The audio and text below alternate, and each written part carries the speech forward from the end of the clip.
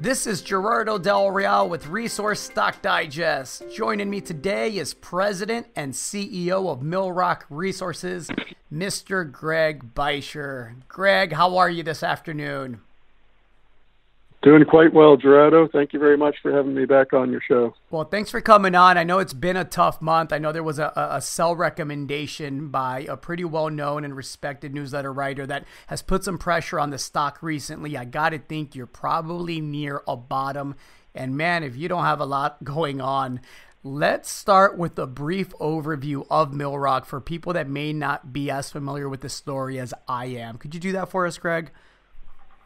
Oh, of course. Yeah, we're generative explorers, early stage specialists, and we quite rigorously follow the project generator model. That's to say, we come up with good geologic ideas, acquire mineral rights, but very early in the process invite other companies to participate and share the risk. So we've got multiple projects we're operating at any one time, increasing our odds of exploration discovery success and minimizing dilution to shareholders.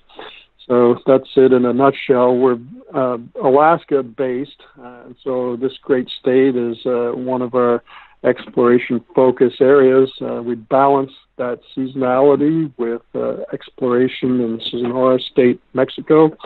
But we've also branched out into British Columbia and the state of New Mexico. Recently, we sold our assets in British Columbia for a big stake in a new junior company. Quite happy about that. I wouldn't mind reviewing that in a minute with you. And yeah, we've got 3 interesting projects in New Mexico, a Carlin-style lookalike gold project, a lithium brine project, and an in-situ, potentially in-situ recoverable uranium deposit that was drilled off by Gulf back in the 70s. So very interesting things we've developed there.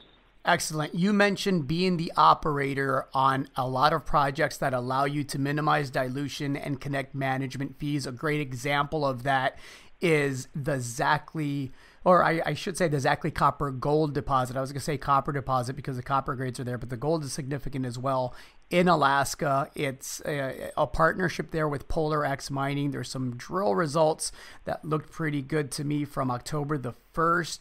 A highlight intersection was 54.6 meters of 0.6% copper and 2.8 grams per ton gold. Can we talk a bit about that project and the latest results there? Yeah, it's very interesting. You know, it's 850 meters along strike from the known high-grade copper-gold resource, so it's quite some distance.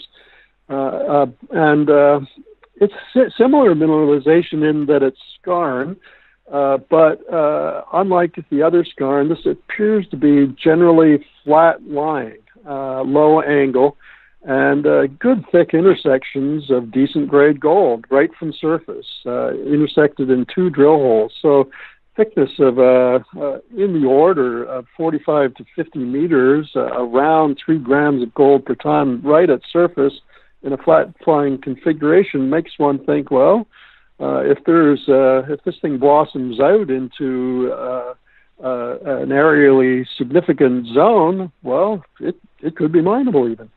And a lot more work to do on it, of course, but I think it's a great new discovery.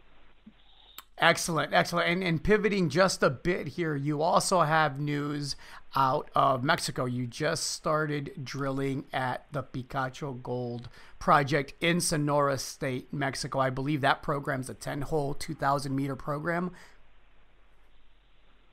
Yeah, that's correct, sir. It's well underway at this point, and going great guns there. Drillers are making great headway. Really interesting project. It's just exact same geologic sequence and setting as the nearby San Francisco mine, which is just 15 kilometers to the east from our project. We've been working away over the past year, identifying targets through geologic mapping, soil sampling, rock sampling, trenching, and now's the time to make the test of the first prospect we've identified, and there's quite a few prospects that have come out of this, and so we can't drill them all at once. We'll take one at a time, and this one's the first. So anticipate results from that later on in November. Fantastic. You mentioned projects in the Golden Triangle. There's exposure there via sojourn exploration. Can you explain to listeners the interest there and how things are coming along on that front? Sure. And Gerardo, you know, this is quite a hot exploration and mining area. There's a new mine in production. There's some great deposits around that likely will become mines one day. And in a high mountainous terrain where glaciers are receding, exposing mineralization that no geologist has ever seen. Quite an exciting district. And we, Millrock, went in there 3 years ago and saw the potential at the very bottom of the market. We're able to consolidate very large land positions over favorable areas.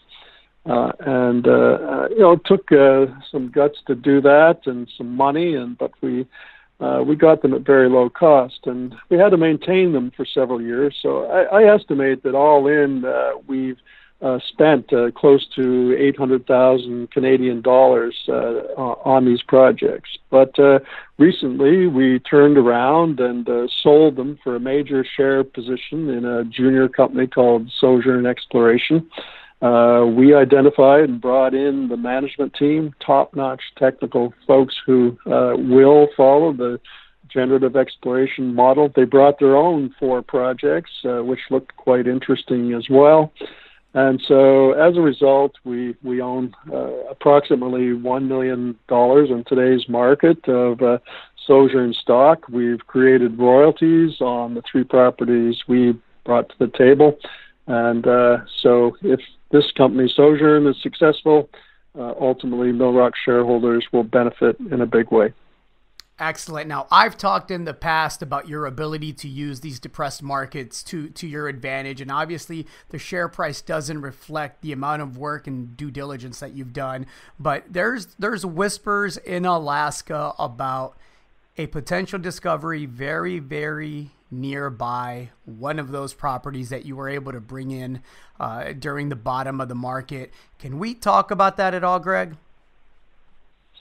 We could. You know, it's a little premature because we don't have solid information yet. But recently, the Pogo Gold Mine was sold by the former owners Sumitomo to Northern Star, an up-and-coming Australian mid-tier gold producer. Sumitomo was an excellent operator. We think Northern Star will be too, but we think they'll be much more aggressive in exploration. Millrock, 3 years ago, at about the same time as we acquired the assets in BC, staked and purchased and optioned quite a series of properties all through the Good Pasture mining districts surrounding the Pogo Gold Mine. We haven't done a lot of work on them, just kept the maintenance fees paid up, knowing that better days were likely to come, and owning mineral properties within sight of mines is a good thing. Well, it turns out Sumitomo announced a new discovery west of the mine, about halfway to Millrock's claim boundary, and they've been drilling away all through 2018. Looks like they're delineating a new deposit discovery, and it appears that the drills are starting to get pretty darn close to our claim boundaries. So we're excited about what they're finding, and we know we're going to learn more definitively about a month from now. So we're waiting with bated breath to see if there's a deposit headed right onto our claim boundary. So we're just biding our time right now to learn more. But it's exciting, and it's a good, cheap exploration for us. All we don't have to do is stand on our claim boundary and watch the drills come our way. Now, for those that aren't familiar with the Pogo Mine, this is a high-grade gold quartz lode system, right? Yep. Produces nicely 300,000 ounces of gold a year. It's produced almost 4 million ounces for Sumitomo. Has at least 1 million ounces of reserve and resource out in front of it, and I know that there's a lot more to be found on Northern Star's property for sure, and I think the entire Good Pasture district will be a mining camp of a significant proportion. One day, it reminds me somewhat of the Val d'Or district in northern Quebec, where gold was discovered back in the 1920s, and there's still multiple mines producing very effectively today. Now, this is exciting to me because you control 100% of this project, right? So unlike some of the other projects where you joint venture these projects out, or you take over as operator of the projects and give up, a significant interest in exchange for being able to develop these properties with other people's money. This is one of these properties that you happen to own or have access to 100% of. Is that accurate, Greg? It is, and we very rigorously followed the model in our 11 years of existence, always getting a partner early in the stage, exploration stage. But, this one has cost us little, and I think we'll just be patient and see what develops right next door. And it may be one that we want to take a little further down the road, at least before making an agreement on it.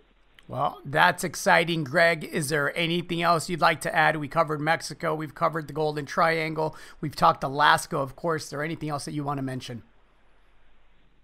No, we executed a good surface program at our Liberty Bell Gold Project, where Kinross is a partner. We're working with them now to formulate drill plans for next summer. So, it's one drilling program after another, steady pipeline of new projects, new partnerships, and one of these is going to hit the big one day, I think, Gerardo.